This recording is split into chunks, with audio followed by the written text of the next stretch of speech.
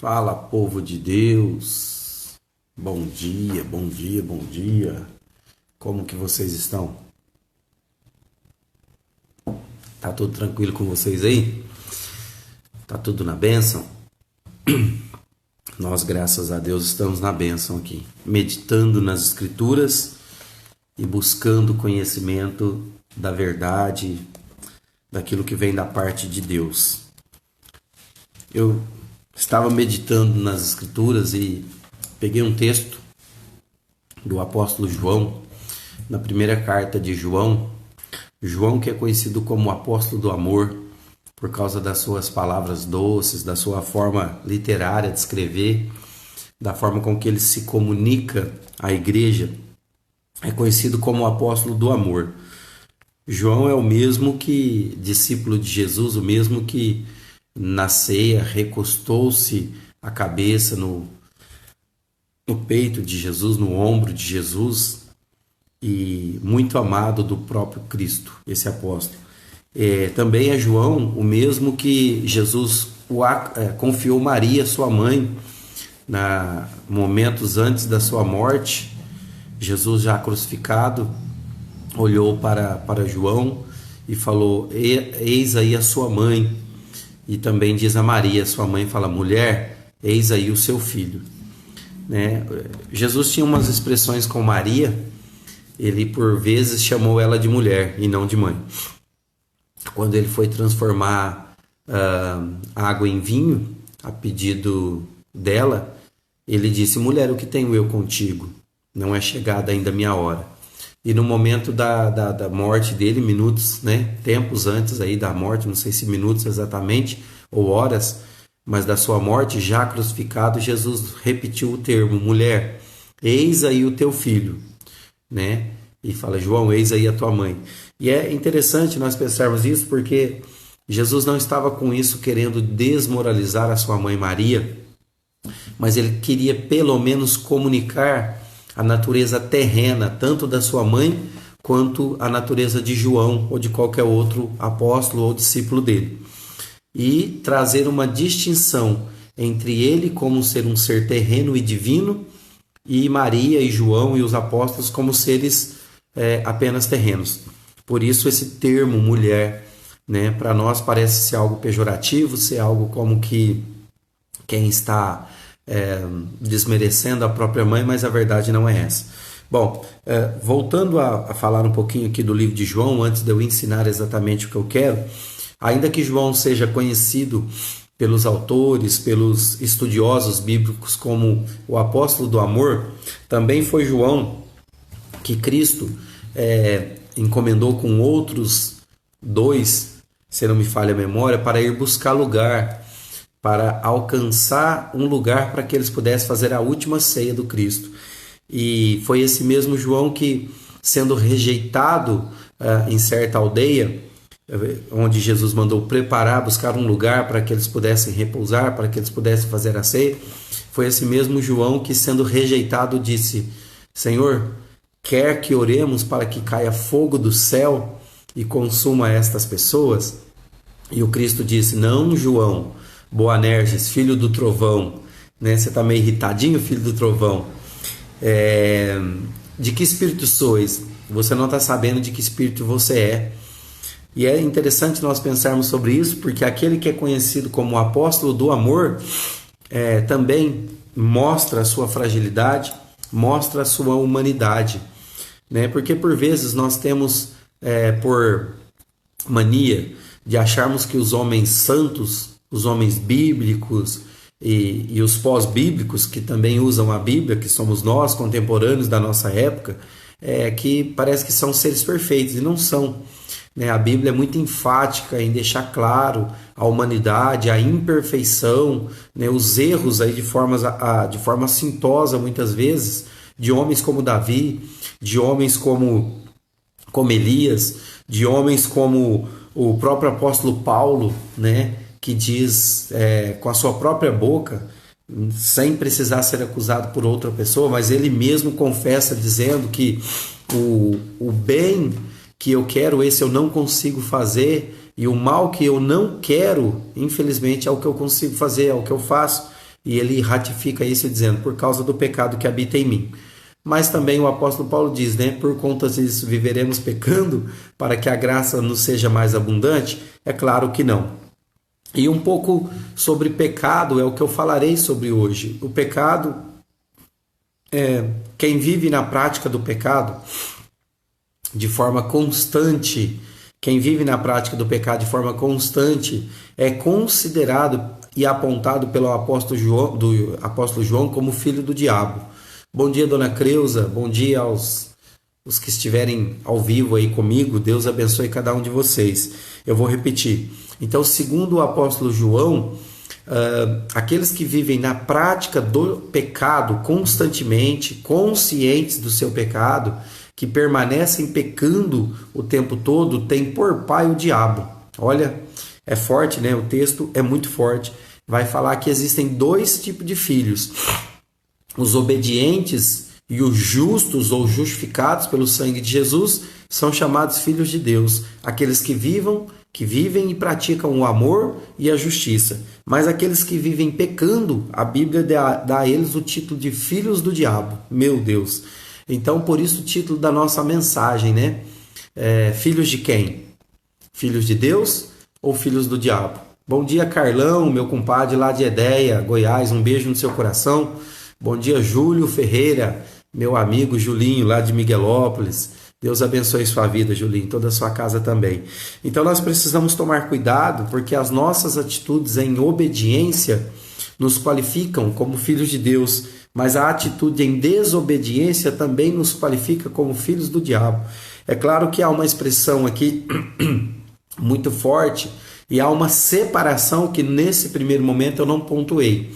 Mas a palavra de Deus diz em João, que não no João o evangelista, que todo aquele que recebe Jesus como seu Senhor e Salvador, esse é dado a ele o poder de ser chamado filho de Deus. Então compreenda que aquele que é aliançado com Deus através da pessoa de Cristo, esse é filho de Deus. Esse é dado o poder de ser chamado filho de Deus. Mas também é interessante dizer que uma vez que fizemos aliança com Deus através, e a única forma que existe é essa, da pessoa do nosso Senhor Jesus Cristo, uma vez que somos filhos de Deus, somos justificados do nosso pecado. E uma vez que nos tornamos filhos de Deus, o pecado para nós já não cabe mais. O pecado pensado, o pecado assistido, o pecado de forma assintosa já não nos cabe mais. Então, há também uma separação. É claro que João, ele não dá essa escala de separação, ele está simplesmente dizendo, quem obedece e é justo é filho de Deus, quem desobedece é filho do diabo. Mas o apóstolo João não deixa claro aqui o que já foi dito pelo evangelista, né? João o evangelista, que é o mesmo autor. Mas na carta do evangelho de João, é dito que aquele que se une à pessoa de Jesus Cristo, ele recebe como que do alto, vamos falar assim, o poder de ser chamado filho de Deus, a saber, aquele que crê no nome, né, no nome de Jesus.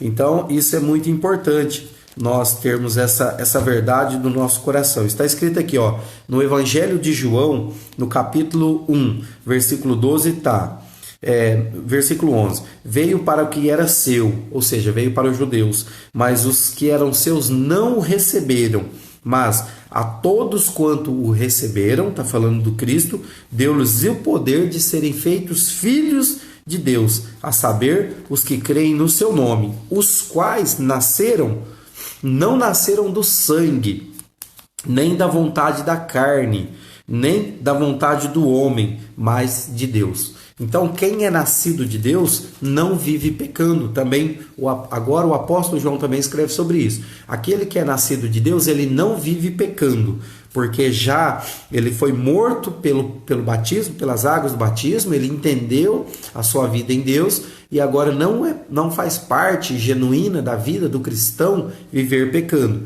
Logo, por isso ele diz: aquele que vive pecando é filho do diabo e não filho de Deus. Porque provavelmente esse ainda não é nascido do Espírito. Porque o Cristo disse a respeito desse novo nascimento: O, o Nicodemos perguntou isso para Jesus. Falou: mestre, como eu posso fazer para herdar a vida eterna? Aí Jesus disse: é necessário que você nasça novamente da água e do Espírito. Nicodemos ficou pensando, falou: mas como que eu posso nascer novamente se eu já sou um homem velho? Como poderia eu, sendo um homem formado, voltar para o ventre da minha mãe? E o Cristo então ratifica isso. Você deve nascer da água e do Espírito. Como que se nasce da água? Através do batismo. E como que se nasce do Espírito? Através da confissão de que Jesus é o seu Senhor e o seu Salvador. Pois bem, aqui então no primeiro livro de João, para quem está acompanhando aí, 1 João no capítulo 3, se tiver alguém acompanhando, escreve para mim, por favor, nos comentários. 1 João no capítulo 3 vai dizer assim, ó, 1 João capítulo 3, versículo 4. 1 João capítulo 3, versículo 4 diz assim, ó: todo aquele que pratica o pecado também transgride a lei, ou seja, as escrituras. Aqui está falando exatamente da lei de Moisés, porque o pecado é a transgressão da lei. Sabeis também que ele se manifestou para tirar os pecados, ou seja, ele quem? Cristo. E nele não existe pecado. Cristo é perfeito, imaculado, sem pecado. Todo aquele que permanece nele não vive pecando. Por isso que eu disse, como que eu permaneço em Cristo? Eu tenho que ter nascido da água e do Espírito. Então, uma vez que eu sou nascido da água e do Espírito, eu não posso viver pecando. Todo aquele que vive pecando não o viu nem o conheceu. É interessante essa expressão de João que fala assim, ó, todo aquele que permanece nele não vive pecando e todo aquele que vive pecando não o viu nem o conheceu. A questão de ver e conhecer não está necessariamente ligado a ver com os olhos, necessariamente, e nem conhecer no aspecto de saber quem ele é ou de ter pegado na mão e tal, mas é necessariamente ver com a consciência do coração e conhecer no seu espírito, porque uma vez que nós conhecemos a pessoa do Cristo pelo nosso espírito, nós não conseguimos viver pecando. Por quê?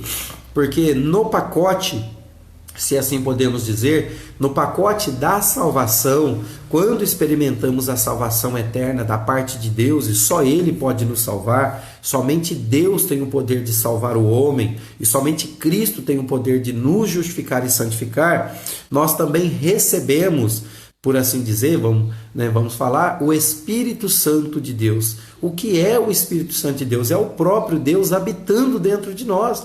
É o próprio Deus habitando em nós e conversando com o nosso espírito. Porque nós já somos um ser espiritual. Nós somos um corpo, um espírito que habitamos num corpo e temos uma alma. Essa é a tríade do homem. Mas o nosso espírito, desligado do Espírito de Deus, ele é morto, ele não tem sentido nenhum. Porque o espírito nosso, antes de nos ligarmos a Deus através da pessoa de Cristo, é o espírito agora de Adão, o espírito morto. E Cristo é o espírito vivificante, ou seja, é como se nós fôssemos parte da energia. O compadre, se tiver aí o pastor Carlos, o compadre Carlos também, né, que é eletricista, sabe, é como se Cristo fosse o nosso interruptor, né? Nós somos parte de um fio, Cristo é a energia corrente ativa que quando se conecta conosco nós ativamos. Então nós estamos mortos, conforme está escrito em Romanos, nos nossos delitos e pecados. Estávamos mortos em nossos delitos e pecados, mas Cristo nos vivificou. Por quê? Porque em Cristo é o Espírito vivificante. Nele está toda a vida, toda a plenitude e toda a divindade. Então nós precisamos compreender isso. Uma vez que nós nos ligamos no Cristo, está feita essa corrente de ligação e agora a corrente ela é contínua, não nos falta essa energia. Então fala assim que todo aquele que vive pecando, ele não conheceu a Deus. E ele não conheceu no aspecto de não estar ligado, ter um conhecimento interno de Deus, não experimentou o verdadeiro Deus através do Espírito Santo. E no versículo 7, em João 3,17, 1 João, primeira carta de João apóstolo, capítulo 3, versículo 17, continua, que é o texto onde eu quero explanar um pouco mais e também finalizar a nossa live. Diz assim: filhinhos, olha o tratamento de João com a igreja. Filhinhos, não vos deixei enganar por ninguém. Aquele que pratica a justiça é justo, assim como ele é justo. Então, não vos deixei enganar por ninguém. Aquele que pratica a justiça é justo, assim como ele é justo. Ele quem? Assim como Cristo é justo. Então, se eu pratico a justiça, é porque o Espírito de Deus está em mim através do Espírito Santo. E se eu tenho o Espírito Santo, é porque um dia eu me liguei à pessoa de Cristo. Essa pessoa do Cristo me ligou ao Pai. Então há uma conexão com os céus através da pessoa de Jesus Cristo. E ele continua: aquele que pratica o pecado, é aqui que nós precisamos ter compreensão do texto de João, daquilo que João quer nos ensinar. Aquele que pratica o pecado procede do diabo. Meu Deus! Quer ver aí? Ó, 1 João, capítulo 3, versículo 8, olha o que está escrito: aquele que pratica o pecado procede do diabo, porque o diabo vive pecando desde o princípio. Então, nós sabemos que todo pecado procede do pai das trevas, né? O diabo é o mentiroso desde o princípio, o enganador. E fala assim que o diabo ele vive pecando desde o princípio. E quem peca de forma assintosa, quem vive na prática do pecado, é tido como filho do diabo. Para isto se manifestou o Filho de Deus. Para que se manifestou o Filho de Deus? Por que Jesus se manifestou ao homem? Por que Jesus se tornou o Emanuel, o Deus conosco, o Deus encarnado? Existe um propósito, Deus vai nos ensinar sobre isso agora.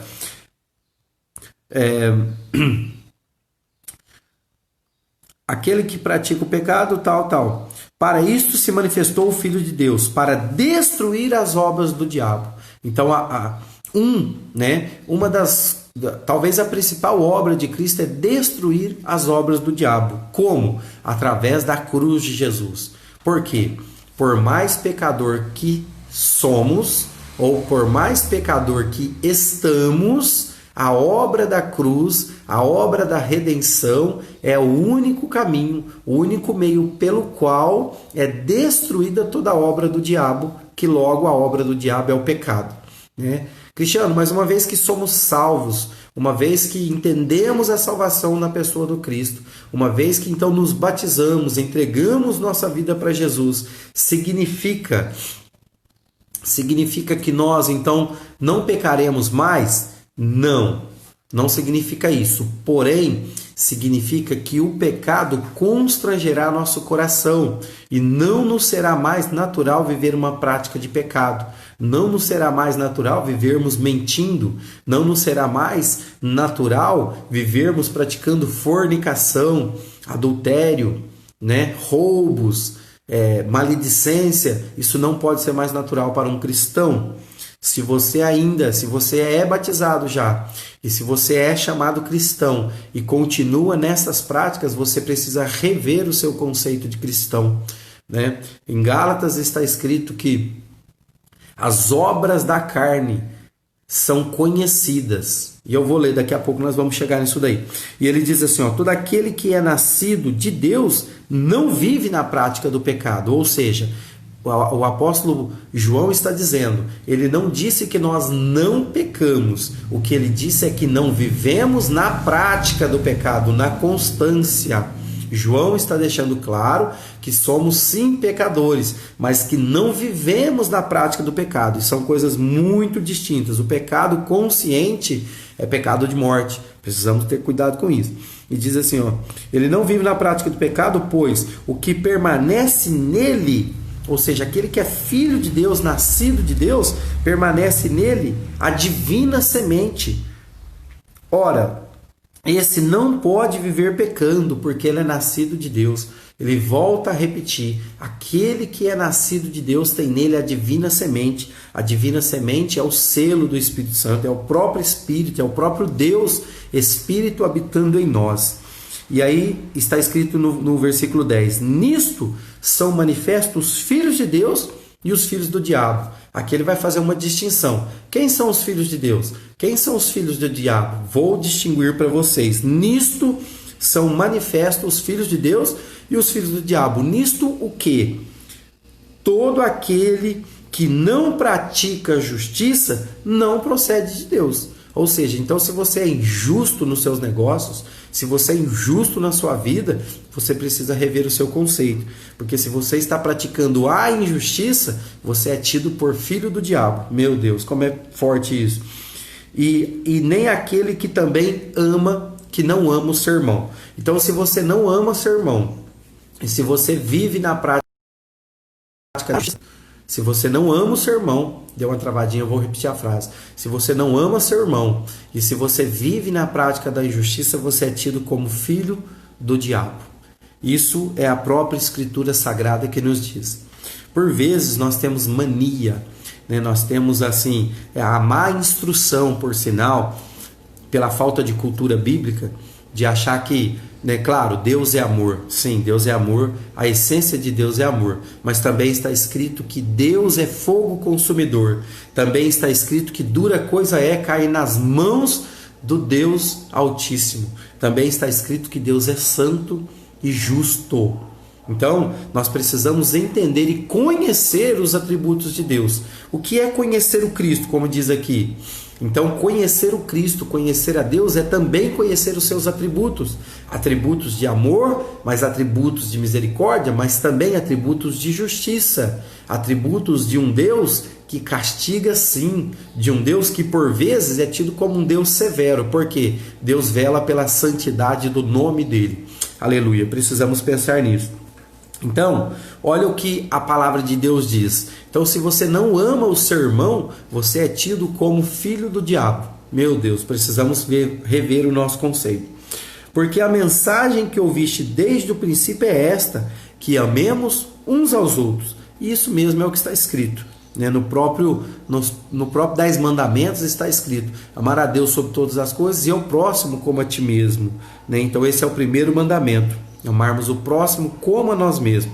E continua no versículo 12 dizendo: não, você tem que amar o próximo como a ti mesmo, ou que você tem que amar desde o princípio o seu irmão, não segundo Caim, que era do maligno e assassinou o seu irmão. Olha que coisa estranha aqui, né?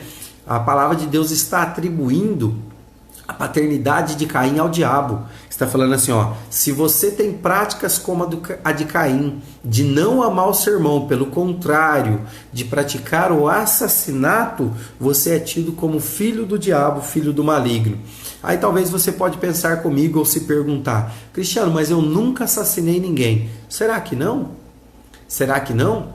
Eu sou tido por assassino. É? Você se assustou comigo aí agora? Presta atenção. O próprio Cristo ensinando, disse, está escrito nos profetas: não matarás. Na lei, na verdade, em Moisés, na Torá, não matarás. É um dos mandamentos, não matarás. Nós sabemos disso e entendemos não matarás pelo derramamento de sangue e pela expiração da vida de alguém. Jesus disse: mas eu ratifico, eu vou aumentar eu vou ensinar para vocês o que eu quis dizer com isso. Se você tiver um pensamento ruim contra o teu irmão, você já matou ele no teu coração e você transgride a lei da mesma forma. Logo, somos todos pecadores, para não dizer todos assassinos. Meu Deus do céu. Né? E disse também, está escrito, o próprio Cristo ensinando o que é as Escrituras, descortinando a lei de Moisés. Também está escrito: não adulterarás. Mas eu, Cristo dizendo, ratifico: se você pelo menos olhar com uma intenção impura para a mulher do teu irmão, você já adulterou com ela. Então eu preciso te dizer, né, fazer parte do seu time e chamar de adúltero, adúltera. Porque quem de nós, com olhos altivos por vezes, não cobiçamos a mulher do próximo, ou a mulher cobiçando o marido da sua próxima, né? A próxima é boa. Compreende isso? Então, o que é o Cristo? O Cristo é a lei de Deus, é superior à lei de Deus, é a lei de Deus aumentada. Cristo disse: não penses que eu vim trazer a paz, mas eu vim trazer a espada. Eu vim trazer guerra. O Cristo disse: eu não vim trazer paz, eu vim trazer guerra. É claro que isso é antagônico demais para nós, porque sabemos que Ele é o príncipe da paz. Sabemos que Ele é a paz, a essência da paz é o Cristo. Então o que Ele quis dizer que não vim trazer paz, mas eu vim trazer a guerra? Ele não veio trazer paz com o seu pecado. Se você vive na prática do pecado, Ele não vem trazer paz para você. Quem é o Cristo? É aquele que denuncia a sua vida de pecado. Por que não existe, então, salvação fora do Cristo? Porque só Jesus Cristo pode nos perdoar de todo o nosso pecado. Porque nós temos, por vezes, não sermos tidos como pecadores pelos nossos atos de justiça. Se eu não bebo, logo não sou pecador. Se eu não fumo, logo não sou pecador. Se eu não faço isso ou aquilo, logo não sou pecador. Não. A palavra de Deus diz em Romanos: todos pecamos e caídos estamos, e todos carecemos da glória de Deus. Eu vou repetir: todos somos tidos por pecadores e todos carecemos da glória de Deus.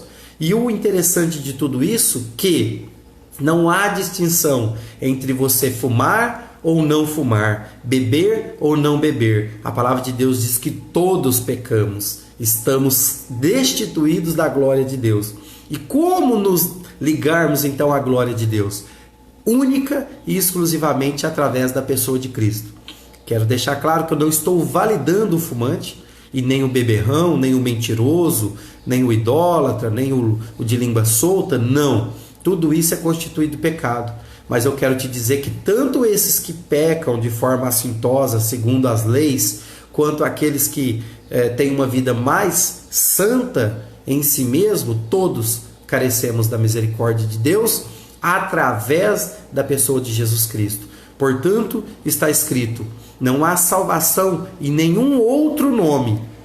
Pedro disse em Atos: não há salvação em nenhum outro nome a não ser na pessoa de Cristo, pelo qual importa que sejamos salvos. Então todos nós precisamos. Eu quero ler Gálatas aqui para finalizar com vocês. No livro de Gálatas está escrito a respeito daquilo que é considerado por Deus as obras da carne e as obras da salvação. E eu finalizo com isso. Olha o que está escrito. Em Gálatas capítulo 5, versículo 16, está escrito assim. Eu vou ler a partir do versículo 13. Gálatas 5:13. Porque vós, irmãos, fostes chamados à liberdade. Porém, olha isso aqui, é muito interessante isso aqui.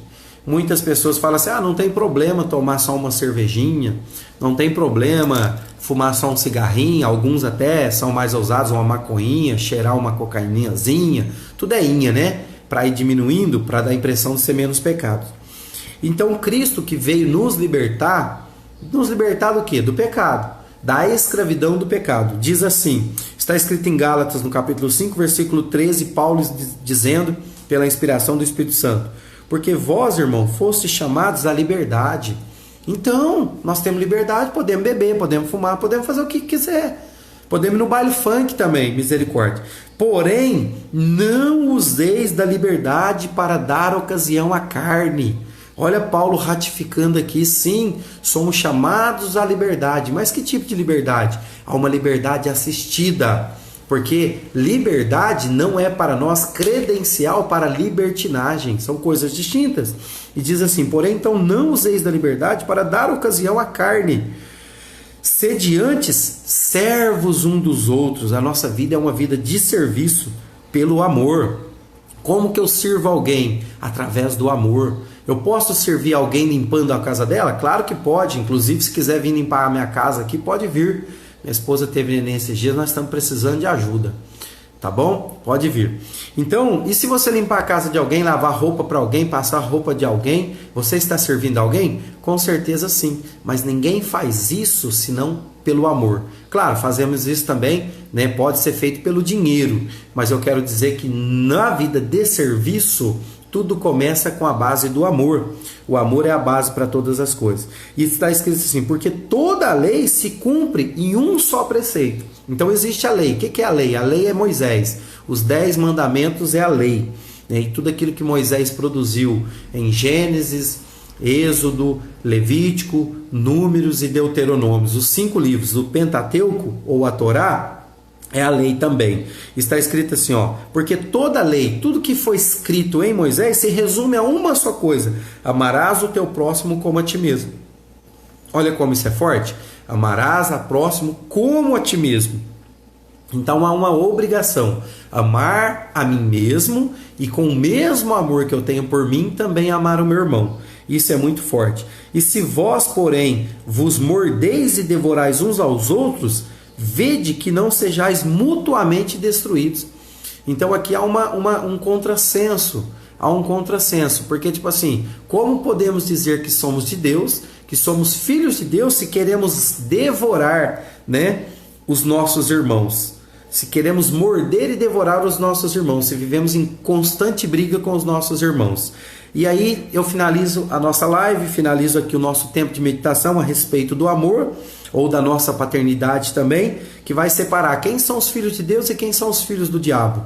Está escrito assim, ó, digo porém, andai no Espírito, e jamais satisfareis as concupiscências da carne. Nós precisamos andar no Espírito, porque a carne briga contra o Espírito, a carne deseja sobrepor o Espírito, e o Espírito, ele precisa sobrepor a carne. Então há uma briga na nossa vida, carne e Espírito, a minha vontade ou a vontade dos céus, a vontade do Espírito Santo de Deus em mim ou os meus desejos carnais e demoníacos. Precisamos vencer esses desejos, porque eles são opostos entre si. Então a nossa briga interna ela é sempre muito grande, por isso precisamos alimentar o nosso espírito. Como alimentar o nosso espírito cristiano? Através do jejum, da oração e da meditação nas Escrituras Sagradas. Porque eles são opostos entre si, para que nós possamos não fazer o que porventura é do nosso querer. Por que é do nosso querer? Porque nós queremos dar lugar ao pecado, né? Mas, se sois guiados pelo Espírito Santo, não estáis debaixo da lei. Ou seja, você não quer viver pecando. Ora, as obras da carne, as vontades da carne são conhecidas e são. Quais são as obras da carne? Se você se encontra nessas obras, você precisa rever o seu conceito. Você precisa nascer de novo. Você precisa nascer da água e do Espírito. Senão você vai ser tido como filho do diabo. É o que a Escritura está ensinando. Ora, as obras da carne são conhecidas e são elas: prostituição, impureza, tudo aquilo que está ligado com sexualidade, impureza, né? Quer seja casamento amigado, precisa consertar isso diante de Deus, né? Ficar namorando e fazendo sexo fora do casamento, tudo isso são impurezas. Lascívia é um desejo incontrolado por fornicação, coisas da carne, coisas do sexo, isso é lascívia. Idolatria está ligada aqui com a idolatria de imagens de escultura e também a adoração de qualquer outra coisa que não seja o próprio Deus. Feitiçarias, esse aqui não precisa nem comentar. Inimizades, brigas, briguinhas, fuxiquim, mimimi, um contra o outro, não é bom, não é bem visto pelos céus.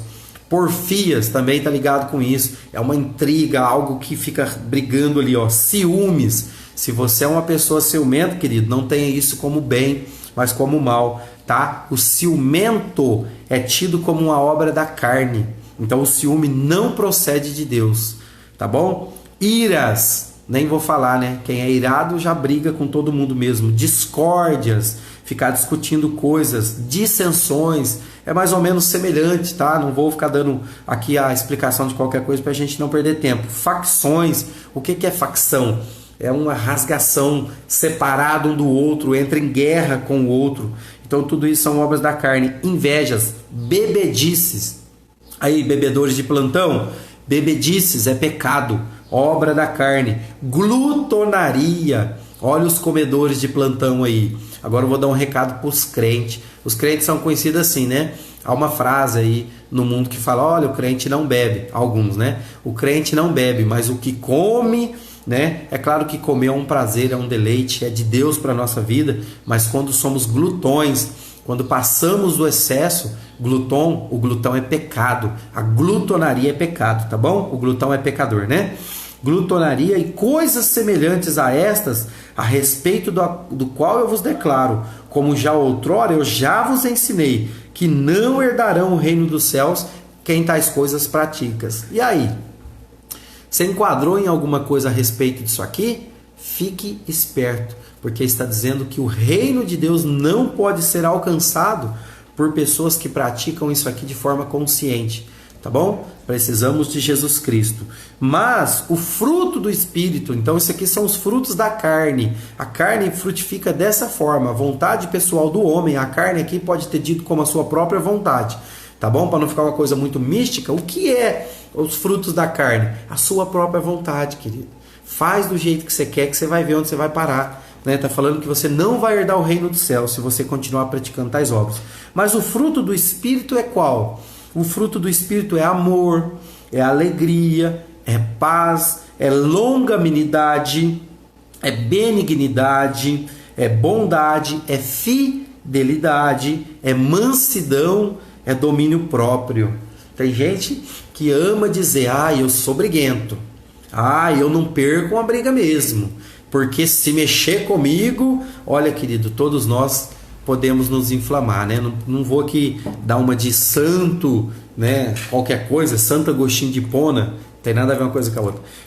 Eu não vou dizer para vocês que eu sou perfeito, mas há uma necessidade de manifestarmos o fruto do Espírito Santo. E o fruto do Espírito Santo é paz, é bondade, é benignidade. Não tenha por algo bom ser um implicante, um brigão, um lazarento, como diz aí, né, na expressão dos nossos dias. Pelo contrário, que sejamos conhecidos pela mansidão e pelo domínio próprio, porque quem é manso, ou se faz manso pelo menos, tá? Porque às vezes a mansidão não é algo da sua natureza, você é enérgico, eu sou um cara enérgico e tudo, mas a mansidão ela pode ser desenvolvida e o domínio próprio é nos dado através da nossa sujeição ao Espírito de Deus, porque aqui a luta é simples, é a luta da sua vontade contra, ou melhor, né, em oposição ao que é a vontade de Deus para a sua vida. Se alguém briga com você, a vontade interior sua é ir lá e esganar, matar o cidadão, né, com as próprias mãos. Mas e a vontade de Deus? Então, se você se sujeita ao Espírito de Deus, se você é alguém que está sujeito ao Espírito de Deus, por mais injusto que seja, por mais nervoso e irado que você fique, e disso eu não tiro a sua razão, o que você não pode fazer é executar com suas mãos, porque também está escrito, irai-vos, mas não pequeis. Né? Então é nos dado o direito, porque somos humanos, de irarmos, sim, de nos irritarmos, irai-vos, mas não pequeis, não se ponha o sol sobre a sua ira, ou seja, é permitido, no bom sentido da palavra, por causa da nossa humanidade, a gente se irritar sim, a gente ficar irado sim, o que não é permitido é a gente pecar por causa da nossa ira, tá bom? Então esse é o fruto do Espírito. E contra estas coisas não há lei. Ou seja, se você pratica as coisas do Espírito Santo de Deus, a lei de Moisés não pode ser aplicada em você. Por quê? Porque você não vai ter ciúme, você não vai ter briga, você não vai ter porfia, você não vai ter facção. Então não há por que você ser julgado pela lei. É isso que está escrito. E os que são de Cristo Jesus crucificaram a carne com as suas paixões e sua concupiscência. Eu quero finalizar com isso aqui. Os que são de Cristo Jesus crucificaram as suas vontades. Cristiano, por que eu preciso me batizar nas águas do batismo? Por que crente se batiza depois de velho? Cristiano, eu fui batizado quando era criança na igreja católica, esse batismo não vale? Não, vale não, querido. Infelizmente, ele não serve para nada. Por quê? Porque o batismo, dentre tantos outros significados, mas o batismo é a consciência de que você é um pecador. A consciência de que fora de Cristo não há salvação para você. Então, uma vez que eu sou consciente do que sou pecador, eu me arrependo dos meus pecados, e a minha expressão desse arrependimento se dá pela minha mergulhar nas águas, que representa, quando eu mergulho, morri para a minha vida de pecado. E quando eu ressurjo das águas, nasci para uma vida com Cristo Jesus. Então esse é o batismo. Então eu preciso tomar uma decisão consciente, porque está escrito, todo aquele que crer, é um ato pensado, racional, todo aquele que crer e for batizado será salvo. Então o batismo é para aqueles que creem. Uma criança pequena, de qual ela não manifesta crença, ela não sabe nem o que ela quer. Ela chora porque a barriga dói, mas ela nem sabe que o que mata a fome dela é leite. Então não há nenhum fundamento no batismo de crianças. Cristo não foi batizado quando criança. Cristo sim foi batizado aos 30 anos de idade aproximadamente por João o Batista. Então, finalizando aqui, é o seguinte: se você se mantém nas obras do pecado, segundo as Escrituras, na primeira carta de João, capítulo 3, a partir do verso 8, você é tido como filho do diabo. Mas se você é nascido de Deus, se você tem o Espírito Santo de Deus, você é filho de Deus. E as obras do maligno não podem te tocar. Vou terminar com a frase ou com o tema: você é filho de quem? Quem é o seu pai? Quem você tem tido por pai, ainda que escolhendo conscientemente ou não? Pense sobre isso. Que Deus te abençoe, que o Espírito Santo de Deus te faça conhecer e experimentar todos os caminhos do Espírito, e que o seu coração seja sujeito aos céus, que não domine em você a sua carne, mas que você seja dominado pelo seu Espírito, pela presença do Espírito Santo de Deus em você, que é a presença do próprio Deus. Deus te abençoe, em nome de Jesus Cristo. Amém. E graças a Deus. Até a próxima. Fui!